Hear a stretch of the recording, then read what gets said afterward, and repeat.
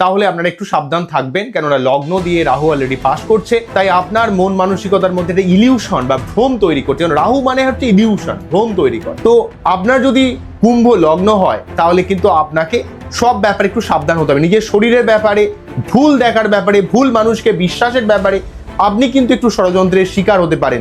যদি আপনার কুম্ভ লগ্ন হয় সেক্ষেত্রে কিন্তু লগ্নে রাহু আপনাকে ভুল দেখাতে পারে, শরীর খারাপ হতে পারে, লাইফ পার্টনারের সঙ্গে কিছুটা দূরত্ব তৈরি করতে পারে, ব্যবসার দিক থেকে কিছু সমস্যা ক্রিয়েট করতে পারে।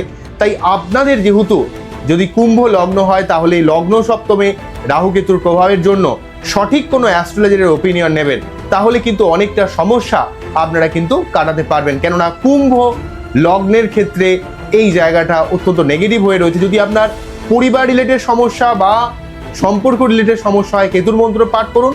আর শরীর স্বাস্থ্য সংক্রান্ত কিছু খারাপ হলে তাহলে কিন্তু রাহুর মন্ত্র পাঠ করতে হবে আপনার।